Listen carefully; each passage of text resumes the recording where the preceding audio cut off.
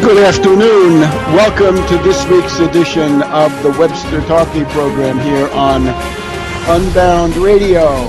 It is the afternoon of Tuesday, the 25th of June, 2013, and a good occasion to sum up where we are in the overriding issue of war and peace.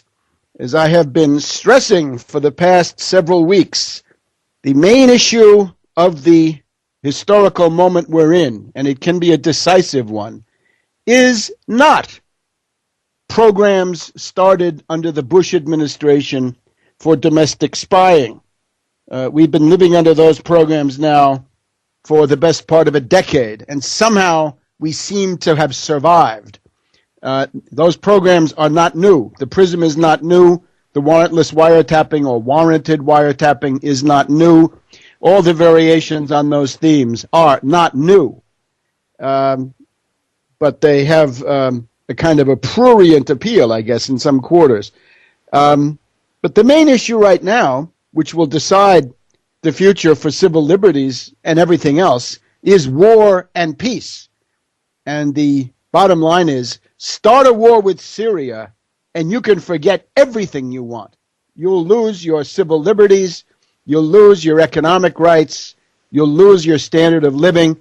That will become a general war in the Middle East. It's already headed that way. That will be the United States at war with Hezbollah, Syria, Iraq, Iran. Maybe Pakistan will join in under certain circumstances, with Russia behind them and China perhaps a little bit further behind. A catastrophe. And there is no hope for civil liberties under those conditions. It simply cannot be done. So this is the reality, and people have to understand it. Now, along comes the Snowjob, the Snowden Snowjob. This tired, threadbare, transparent, and I think poorly executed CIA limited hangout operation designed to distract people, to fool them, to essentially neutralize people, to turn them into useful idiots, to turn them into allies of the warmongers, and weakening the U.S. government of Obama to the point where this can be carried out. And unfortunately, people have learned almost nothing. They've learned nothing from Ellsberg, nothing from Assange. Ellsberg, of course, gave you Watergate and the destruction or partial destruction of the office of the presidency. Assange, even more recently, with his cognitive infiltration, helped to destroy all the progressive movements, opened the way for Obama, neutralized the domestic challenges to the Bush programs, right? If you wanted to get rid of the wiretapping and so forth, the way to do that would have been to impeach Bush Cheney. That would have made some sense, and there you had some arithmetic that might have done it. But thanks to a number of factors, and Assange is certainly one of them, it didn't happen. And then we got the Arab Spring, and that's what has gotten us now to the brink of another big war. So we're going to give you a strategic rundown on all this in this week's edition on Unbound Radio, Webster Tarpley program. Back in a minute. Welcome back to the Webster Tarpley program. And what we want to do is to give you a rundown of who is actually pushing for war. In any situation like this, you want to know who's the enemy? Who should you be attacking?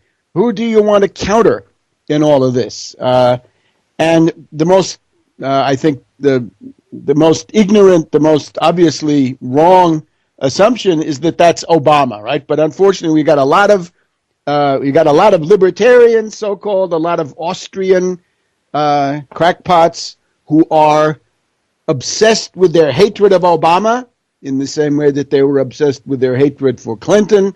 Some of them were obsessed with their hatred for Bush. Now they're obsessed with their hatred for Obama. One of the teachings of Christianity, which I think is of great public utility is that hating is not good.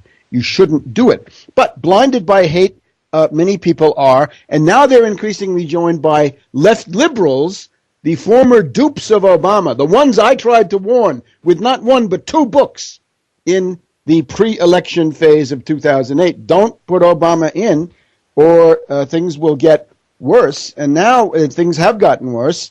They've gotten so bad that Obama is no longer the greater evil. Obama is now a lesser evil in his crude instinct for self-preservation, his reluctance, his vacillation, his desire to lead from behind and to execute the divine plan of buck passing, D-E-V-I-N-E, a CIA official, right? It's based on cyber war, economic sanctions, drones, assassinations, special forces, occasional bombing, but nothing big. Not the big bombing campaign, and certainly not the heavy land invasion, which is ultimately the goal of many of these people who are pushing for war with Syria. So we've just had an attempted coup d'etat on the 13th of June, Thursday. It's about, 10 days ago now. And that coup d'etat was aiming at an immediate initiation of the bombing of Syria.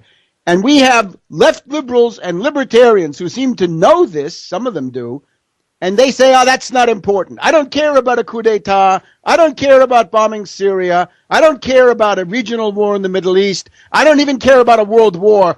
I'm concerned that somebody's reading my stupid email and listening to my stupid, empty, insignificant phone calls. That's what it comes down to. Now, of course, we're not in favor of wiretapping, but there's got to be some sense of proportion in the world.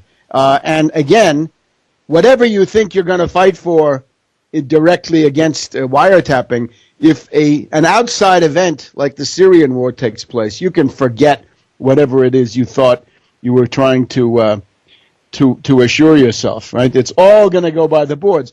The way that the police state arrives is that it ratchets up during war emergencies. So therefore, if you've learned anything, it is once the war has started, you can forget your civil liberties. It's time to stop the war before the fact. In 2002, that would have been attack the 9/11 story, discredit it, cut Bush off at the knees. And that would have been the same in the autumn of 2001. And some of us were trying to do that. But now it's slightly different. It's don't fall for the Snowjob. Don't rally to Assange and Snowden. These are people who have nothing to say against war. Assange is not anti-war. Assange is on record saying that he doesn't care about war one way or the other, but he wants everything to be transparent. He's anti-secrecy, pro-transparency, and war or no war is indifferent to him.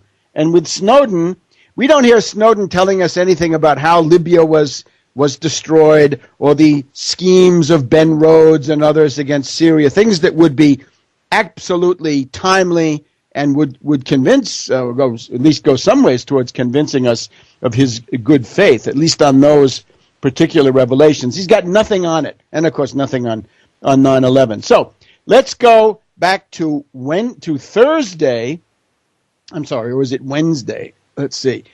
Wednesday, the 13th of June, and we're at a meeting of the Principals Committee. Now, when the U.S. government is being run by the Principals Committee, there you know it's a crisis. The last time we had a prolonged period of rule by the Principals Committee was back in the spring of 1999, when Clinton had to hock and mortgage his entire presidency in order to stay in office for another year and then limp home. In those days, it was the Principals Committee. It essentially means either the Secretary of Defense, the Secretary of State, the National Security Director, the Attorney General, but it often means their deputies. So in this case, it looks like it's the higher level one. So in comes Mr. Skull and Bones. Skull and Bones has a track record Stimson is partly responsible for World War II. He's partly responsible for Pearl Harbor. He is certainly responsible for putting the Japanese in the concentration camp. Stimson is responsible for the decision to bomb Hiroshima with an atomic bomb and Nagasaki. Then a little bit later, we've got the Vietnam War, Averell Harriman, McGeorge Bundy, and his brother, cousin William Bundy. They're big on the getting the Vietnam War going.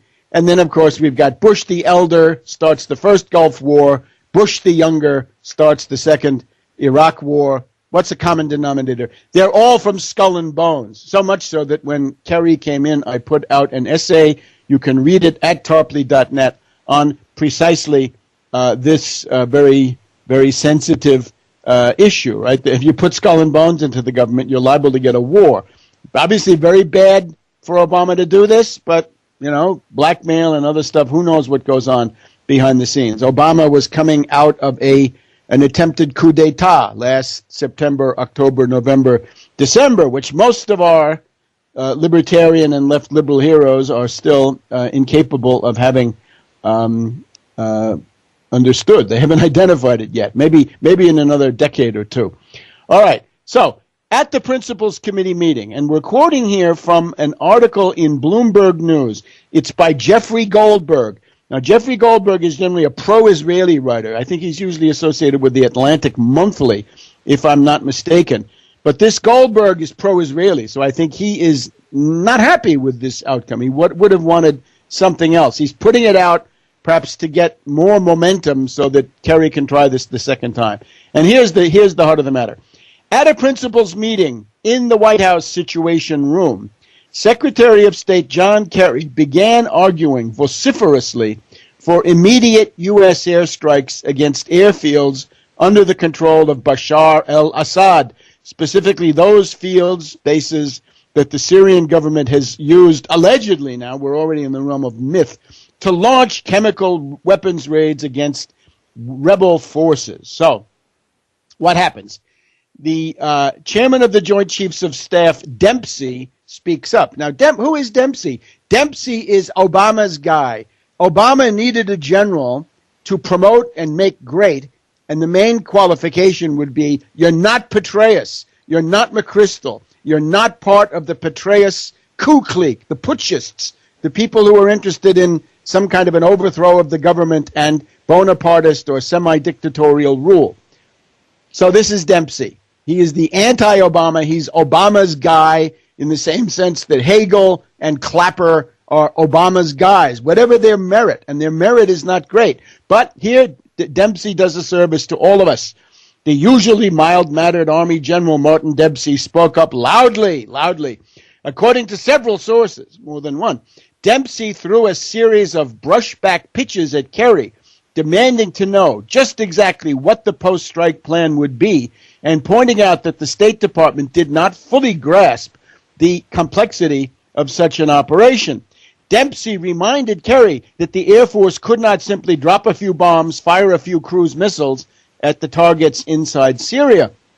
In order to be safe and to carry out the operation, the U.S. would have to neutralize Syria's integrated air defense system, an operation that would require 700 or more sorties.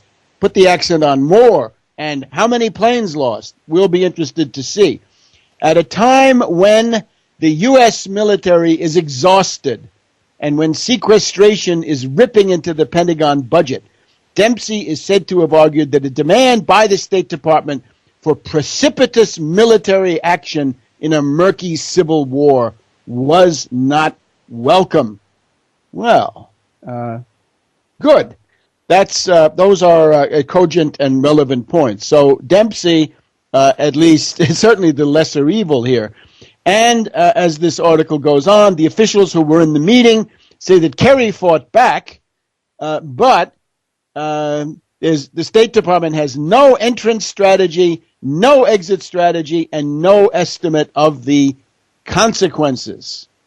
So, as a result of this meeting, though, Kerry, by pushing forward with this lunatic proposal, was able to extort a concession And the concession was that Obama grudgingly, through the mouth of Ben Rhodes, decides to supply the more moderate elements. I'm quoting from the article now. The moderate cannibals, the moderate terrorists of the Free Syrian Army under General Idris, a madman, they get small arms and ammunition. And of course, everybody knows the U.S. has always been supplying small arms and ammunition through Incirlik Air Force Base in NATO base in Turkey, and that there were CIA logistics managers channeling these things to different people. We're also told that Tony Blinken, this is Biden's guy, Deputy National Security Advisor, says superpowers don't bluff. So that puts him rather close to Kerry, that once you've drawn a red line, boy, then you better start a war, or otherwise you have egg on your face. Well, better these public bums should have egg on their face than we get stuck in a new war, possibly leading to a world war, right? This game of the egos when you're talking about hecatombs of epic historical proportions is absolutely shocking. And to remind us, Obama goes on with Charlie Rose with an interview and says he is worried about sliding down the slippery slope towards greater intervention in Syria. All right. So that's what happened in the Principals Committee between the 12th and 13th of June of this past month. We came very close. Now, you may say, oh, no, he was just arguing a viewpoint, right? That's just vetting, right? That's what this article tries to tell us. It's just vetting. Well, go back to October 1973. While Nixon was sleeping, Henry Kissinger implemented a worldwide U.S. nuclear alert. Some say DEFCON 3, some say DEFCON 2, just short of war, to scare the Soviets, because the Soviets had said they were going to send a few divisions of Red Army peacekeepers into Egypt to prevent the Israelis from trying to steal more of Egypt and their oil and so forth. So that was while Nixon was asleep. The story was Kissinger called Hague, said, "Wake up, Nixon." Hague said no. Maybe that was prearranged. And then Kissinger said, well, in that case, I have to do it myself. And then, that's one. And then the other recent one that's quite well documented is in March of 1999, when Yevgeny Primakov, a Soviet or Russian prime minister already, was flying across the Atlantic with a peace solution for Bosnia, Serbia, Al Gore, without reference to Clinton, an end run, a coup, a putsch, said to Wesley Clark, who couldn't wait, Wesley Clark, go ahead and start the bombing. We're not going to wait for Primakov, who then had to turn back over the Atlantic. So that is what has just happened. An attempted coup d'etat by Skull and Bones Kerry, leading immediately to bombing. And what are you doing about it? Oh, you're cheerleading for Snowden. You're falling for the Snowjob. Isn't that precious? At this rate, the country is going to be lost within a few more months if this is the best we can do. Back in a minute on the Webster Tarpley program.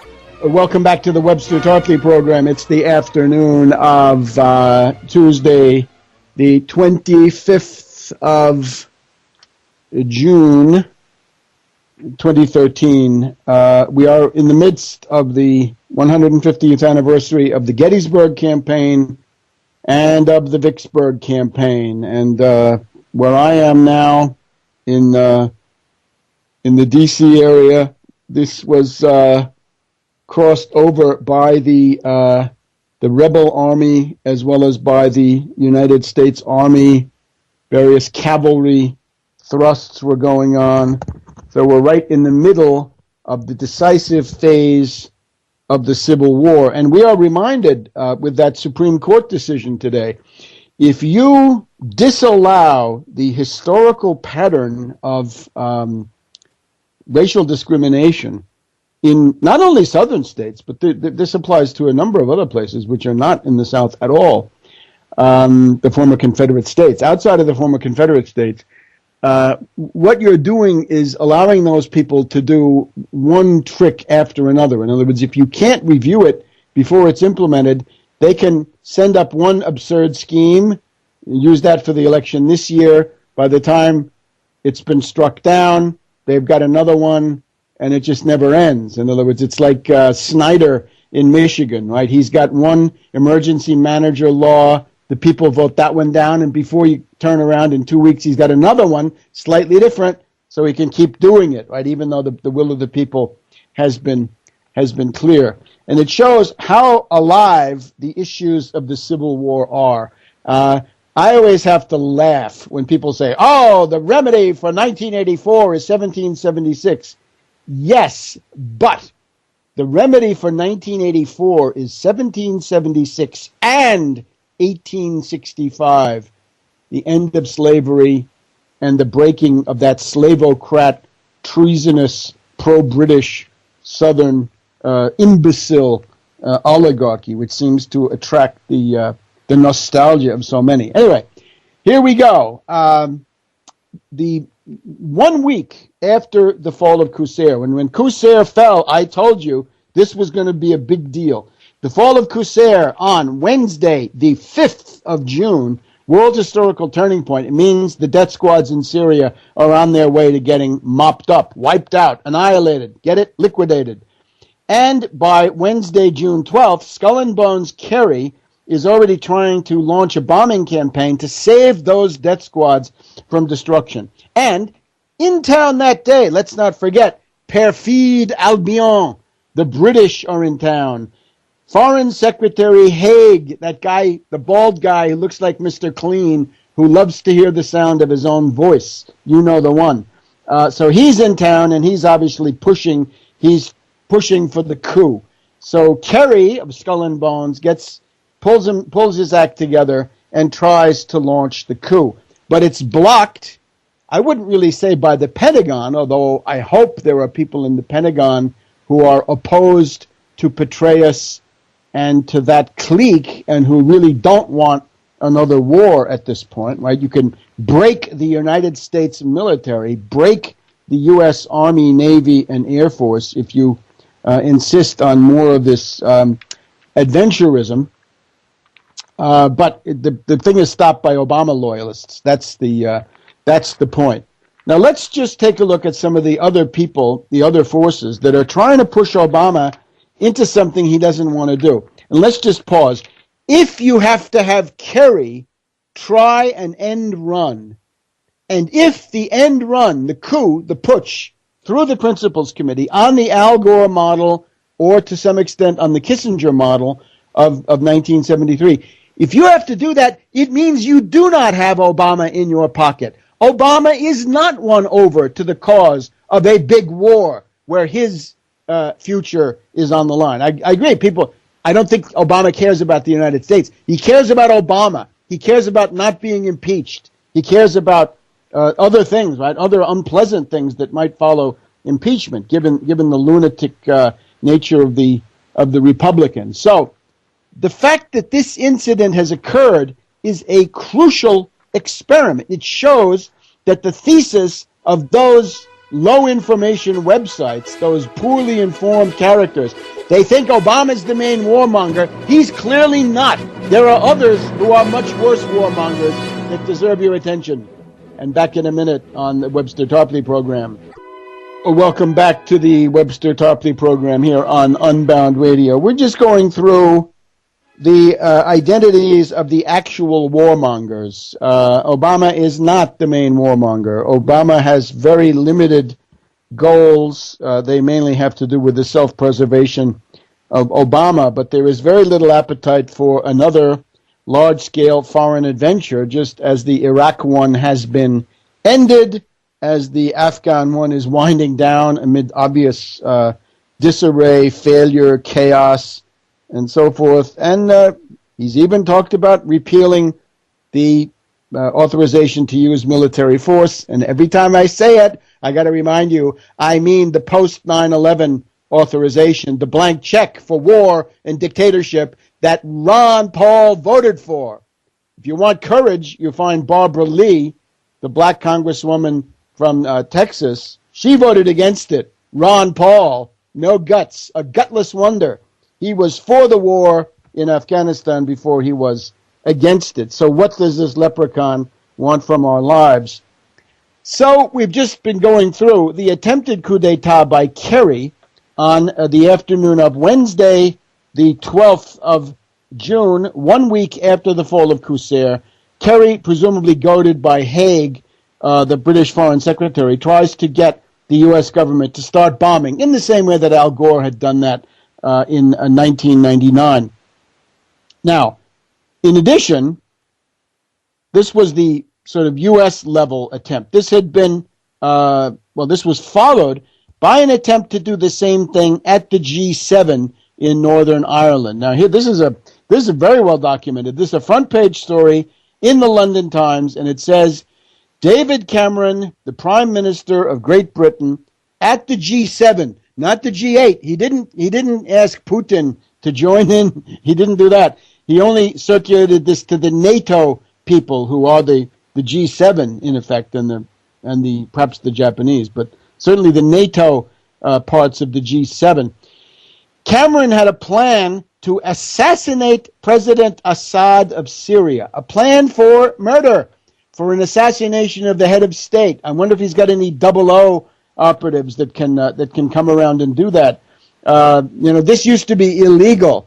Under U.S. law, it would be illegal, I think, still, or at least under existing executive orders, to assassinate foreign heads of state. Right? Didn't we have enough of that in the excesses that were unveiled by the Church Committee, the Pike Committee, and so forth right after Watergate? Anyway, Cameron says it's possible to use an asset who would be a top-level official of the Syrian security or military apparatus, attack and kill Assad, and then set up a puppet government, but not based on the death squad so much, because that, of course, means chaos. That means the emirate and a crazy quilt of many emirates, right? Probably a few dozen emirates. But they want to keep it together, at least according to this plan. It's a novel plan with the Ba'ath Party bureaucracy and keeping the Syrian army together so that you can then control the country for whatever you want to do with it. So that very little feedback on what the responses were. But so here we have two attempts, one by Kerry, goaded by Hague, and another one by Cameron to start a war, right? A big war with the Russians scowling in the background and not happy.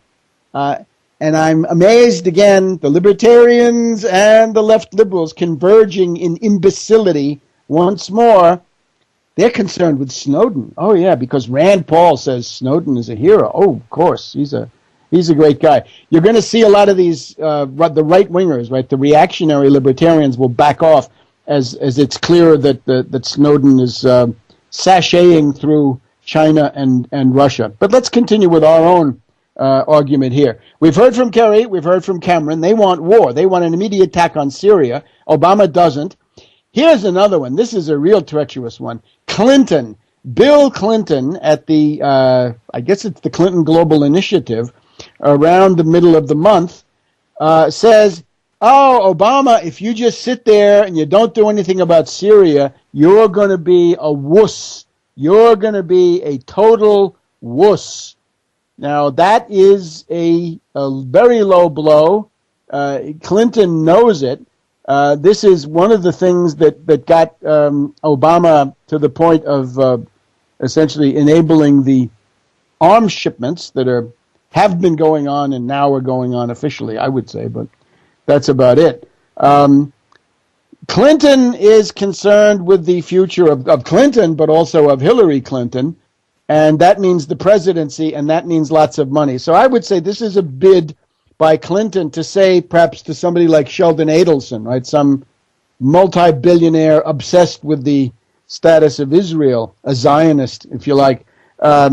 Clinton is interested in having an argument. Sheldon, give us your money, give Hillary your money. We can produce better results than some reactionary, right? Somebody like Newt Gingrich or McCain or Romney or anybody like this, right? Go with Hillary. She's the best warmonger of the lot. So that carried a certain amount of clout in the administration, where some of the people are former Clinton loyalists and or current Clinton, former and future Clinton loyalists. A dirty blow. So Clinton's a warmonger. Surprise.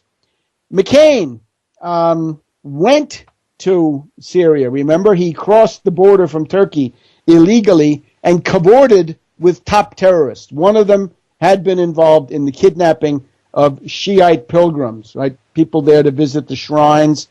No, said these death squad characters, you're Iranian spies. So one of McCain's hosts, one of the people that he was cavorting with, is a certified terrorist. So McCain, giving material support to terrorism, as was widely noted, goes and meets these people, comes back, tells how great they are.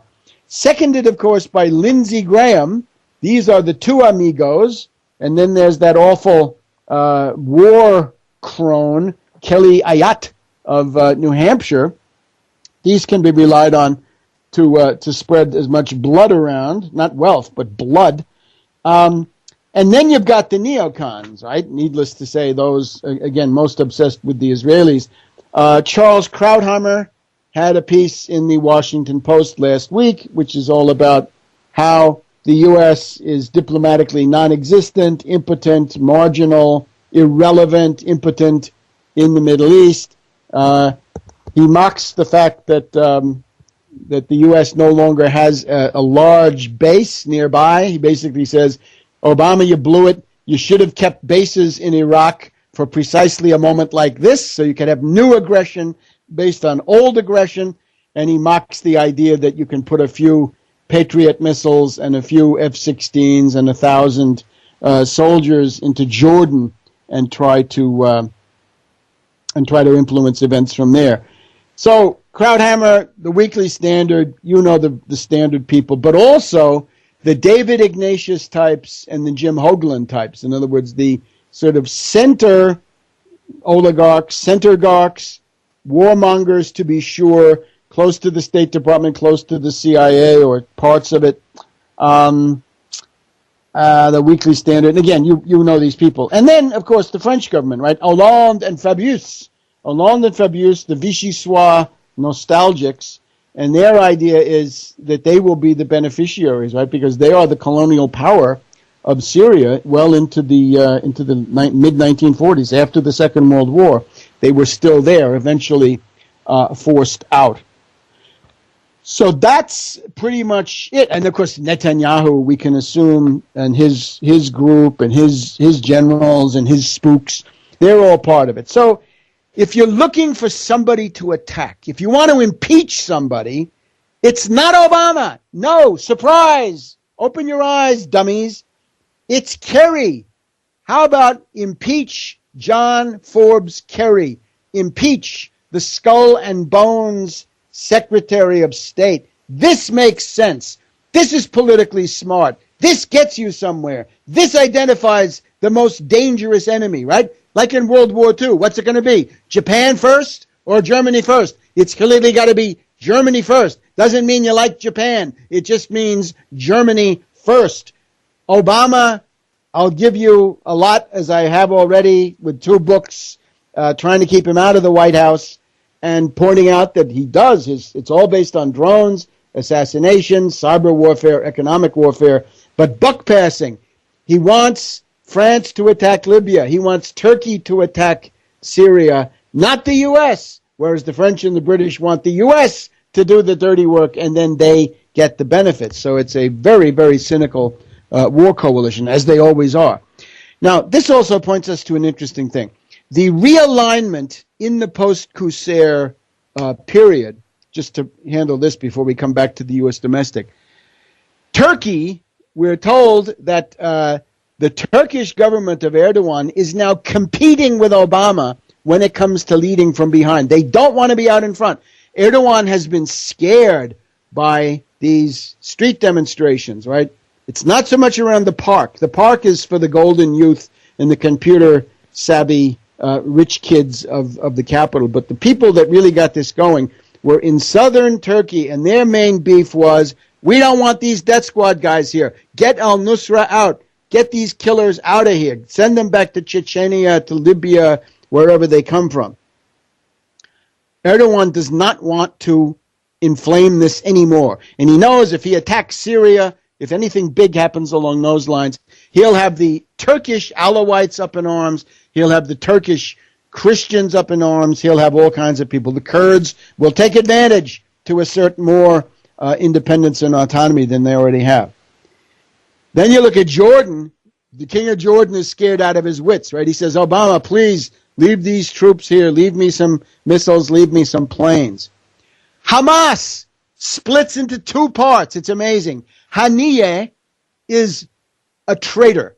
Haniyeh is a stab-in-the-back artist. He came to Tehran at the beginning of 2012 and hugged Ahmadinejad. He knew very well what the Iranian foreign policy was, that Iran wanted Syria to remain under Assad. Haniyeh then goes back to wherever he hangs out in Gaza, I suppose, and says, all right, fine, we're supporting the death squads because basically he wants money from Qatar and the Saudis and so forth. And having mentioned Qatar, this is the other interesting thing.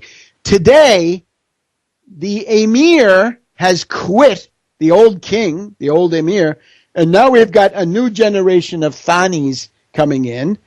And what is this? The idea being that the old emir had gone way down the path of adventurism and lunacy and meddling and spending money and arming death squads. And now, with the fall of Qusair, it didn't work. That's what they're all responding to. Erdogan and Jordan and Hamas, the Hamas people, the pro-Syria people say, look, we need military aid from Iran. It doesn't help us to get involved and to please Qatar, no matter how much money you can get. We need the military cooperation with Hezbollah and Iran. So that's powerful stuff. In the case of the emir of Kuwait, the old emir, again, he had gone way out on a limb, and now the young guy he wants to be more prudent. At the moment, is right after the fall of Qusair, and I can't think this is a coincidence. It means that there are lots of internal situations that are registering the fact that the death squads are not going to win, because the promise to Erdogan and the promise to Hamas was, come on the bandwagon, Assad will be gone in weeks, and then you can cash in on the victory. And so it was not destined, right? So it was not written, as we say in the Middle East. So up to us now is how to stop the Syrian war, not how to help Ed Snowden and the Snowjob. So forget the Snowjob, concentrate on the war. We'll be back in a minute on the Webster Tarpley program, Unbound Radio. Welcome to our concluding segment, I believe, here on the Webster Tarpley program, Unbound Radio. Once again, it's the 25th of June, Tuesday. We got people that are so concerned about Ed Snowden. Is he in danger? Let's just point out what you see now, the merger of Assange and Snowden. This, I think, means a lot. You remember that the sponsor, the godfather of Assange, was none other than Cass Sunstein. Cass Sunstein wrote an article in the Washington Post, February 2007, celebrating among other things, celebrating the arrival of brave new Wiki World, and in particular WikiLeaks, and he touted that as an organization that was going to start attacking China based on the great cyber wall of China and similar things. This is the same Cass Sunstein who then said it's time for the cognitive infiltration of the protest movements and the anti-establishment movements, 9/11 Truth, I'm sure anti-war and others, says this totalitarian thinker. And he wanted to do the cognitive infiltration to break them up, right, to disrupt them. And it largely succeeded. But it's not widely understood that the cognitive infiltration that Sunstein was talking about is Assange. It's WikiLeaks. It's what he wrote about in the Washington Post back in the early part of 2007. So when you see Snowden, this is another step in the cognitive infiltration designed to get people to follow false ops. In other words, to become the useful idiots and dupes of PSYOPs. It is a limited hangout, typical of the CIA, and you can go and look on Tarpley.net.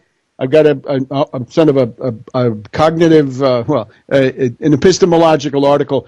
Conceptually, how can you tell, right? It used to be we were concerned with, and still are, of course, false flags, moles, patsies, technicians, drills. Now you've got to worry about the protagonist of a limited hangout, the Ellsberg, the Assange, the Snowden. What do they have in common, and how can you tell this one, where might it go? And comparisons. Now, Assange is sitting pretty. Nobody's ever laid a glove on him. He's been in jail, I think, for a week the entire time, but then he's been living in a British country house, and then he's been having a wonderful time at the Ecuadorian embassy. I don't see this as torture. Manning, of course, is torture. That's for sure, and that's, I think, partially to cover up, right, to detract attention from the fact that Assange is getting such a royal treatment. And now Snowden, well, we'll see what happens to him. But contrast that to Michael Hastings. Now, Michael Hastings, of course, is the guy who wrote the articles exposing the McChrystal-Petraeus clique. And I say that because he sampled the anti-Obama, anti-politician animus, in other words, fascist animus, coming out of these military circles.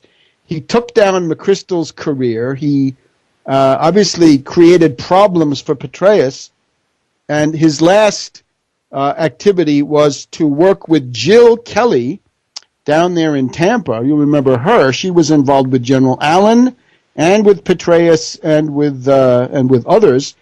And now Hastings is dead. Go back to Hatfield, right? The author of that book, Fortunate Son, I think it was. George W. Bush was guilty of narcotics offenses and had to do community service. Hatfield found dead in a motel. And then don't forget Gary Webb, San Jose Mercury News, how the CIA brought cocaine into the country during Iran-Contra and then marketed it as crack cocaine. It's the picture that I give you in George H.W. Bush, the unauthorized biography. It's the same process seen from the bottom up.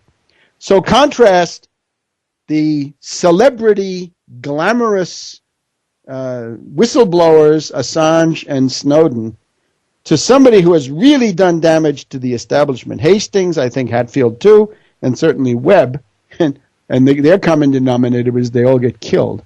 So I think this puts it in a somewhat different perspective. And now, again, Naomi Wolf. We got Naomi Wolf, who is continuing. She's got a second article. Go and look at the second article. You'll see that my work is amply discussed. Naomi Wolf talks about how she doesn't believe Snowden is who he says he is, and she's absolutely right. And more power to her. And I don't care whatever else she writes or whatever else she does. That gives her a merit that puts her head and shoulders above the common run of these left liberals. And you got Salon magazine counterattacking Naomi Wolf and me, yours truly, for not believing in Snowden. We've also got little people coming on Russia Today and doing kind of veiled attacks on people that sound very much like the thesis that I represent, that if you don't believe in Snowden, you probably are from the CIA. Well, the only government agent of CIA and NSA that I can see in this is Snowden himself. So riddle me that, little friends. So we'll be back in 7 days, God willing, on the Webster Tarpley program, Unbound Radio. See you then, and mark the Gettysburg and Vicksburg anniversaries coming up next week.